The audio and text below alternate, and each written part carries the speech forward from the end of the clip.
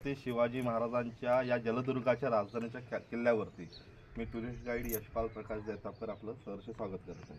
आज जो आपण किल्ला बघणार आहोत हा आपल्या मराठ्यांच्या नौदलाच्या राजधानीचा किल्ला होता. सागरी किल्ल्यातला प्रमुख किल्ला म्हणून विजयदुर्गचं नाव घेतलं जातं. सरखेल कान्होजी आंग्रे यांचं कायमचं वास्तव्य आपल्या या किल्ल्यावरती असायचं, जे आपल्या नौदलाचे प्रमुख होते. या किल्ल्याचं नाव तुम्हाला इतिहासामध्ये 11व्या शतकापासून 16व्या शतकापर्यंत घेरिया या नावाने दिसतंय. घेरिया, विजयदुर्ग नाव नव्हतं. घेरिया नाव काय तर हे गिरिये गाव 6 किलोमीटर पाठी आहे. या गिरिये गावातला हा एक पाण्याने घेरलेला डोंगर होता.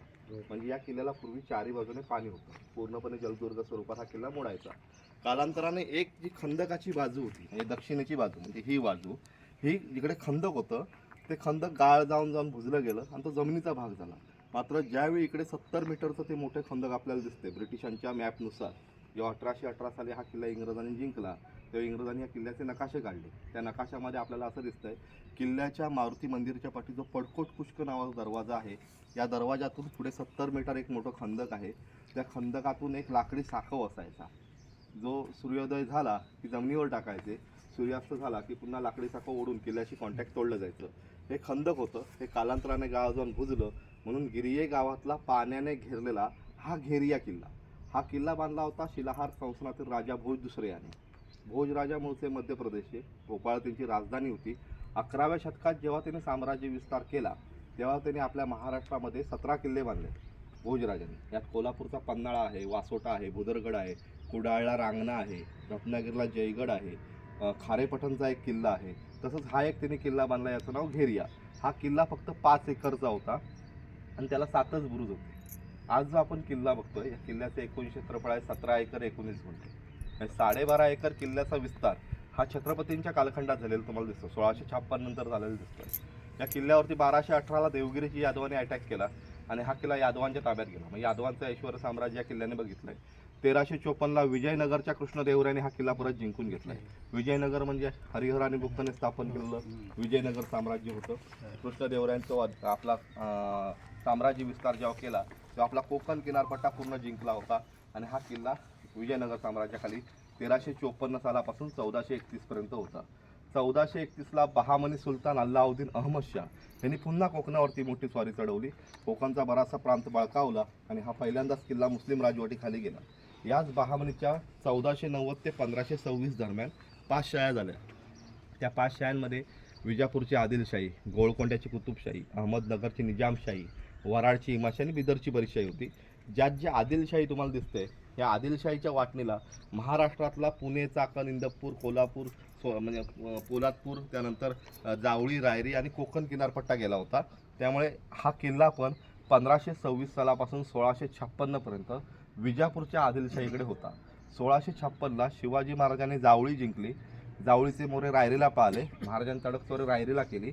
रायरी जिंकल्यामुळे महाराजांच्या पहिल्यांदा सीमा समुद्राला लागल्या.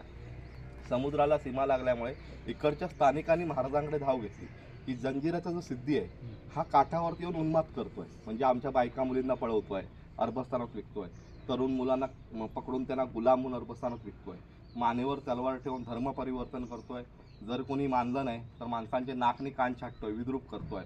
मग जंजिराच्या सिद्धीला काहीतरी कंट्रोल करा. मग शिवाजी महाराजांनी ठरवलं आपलं नौदल पाण्यामध्ये पाहिजे, ज्याचा आरमार त्याचा समुद्र. या कल्पनेने छत्रपतींनी भारतात पहिली नौदलाची स्थापना केली. पण छत्रपतींना फादर ऑफ इंडियन नेव्ही किंवा भारतीय आरमाराचे जनक म्हणतात. मग शिवाजी महाराजांनी त्यावेळी जहाज बांधण्याचे कारखाने कल्याण इथून सुरू केले, कल्याणपासून, आणि त्या दुर्गाटीपासून जे आरमार बांधण्याचे कारखाने सुरू करत करत ते शिवाजी महाराज 1656ला रत्नागिरी राजापूर मार्गे गोव्याच्या पोर्तुगीजांवरती चालून जात होते. त्यावेळी महाराजांची वाट आहे ना ती हा समोरचा डोंगर आहे, हा पाण्यापलीकडचा हा डोंगर भाग दिसतो ना, हा रत्नागिरी जिल्हा राजापूर तालुका, आपला सिंधुदुर्ग जिल्हा देवगड तालुका.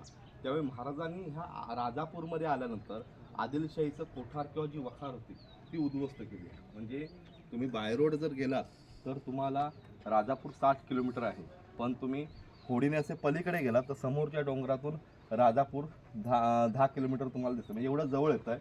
मग राजांनी इथला आदिलशाहीचा कोठार किंवा वखार उद्ध्वस्त केल्यामुळे आदिलशाही घाबरली की जसं ह्या माणसाने घाटमाथ्यावरती आपलं नुकसान केलंय 1656च्या अगोदर, तसंच तेव्हा आपल्या तळ कोकणात नुकसान करता कामा नये म्हणून राजांशी आदिलशाही कह केला की तुम्ही आमचं तळ कोकणात नुकसान नको करू, त्या बदल्यात तुम्हाला जो घेरिया किल्ला आहे तो तहात घ्या. अशा प्रकारे शिवाजी महाराजांना हा किल्ला युद्ध न करता तहात सापडला. पुढे राजांना ओळखलं की हा 5 एकरचा किल्ला घेरिया कमजोर आहे. इतरांनी जसं त्याला 11व्या शतकापासून जिंकलाय तसं त्याला 16व्या शतकात आपल्याकडनं पण कोणतरी त्याला जिंकू शकतो. म्हणून शिवाजी महाराजांनी 1664ला जी सुरतेतनं संपत्ती आणली तिचा उपयोग सिंधुदुर्ग किल्ला बांधण्यासाठी, मालवणचा आपला किल्ला बांधण्यासाठी आणि ह्या किल्ल्याचा विस्तार करण्यासाठी खर्च केली.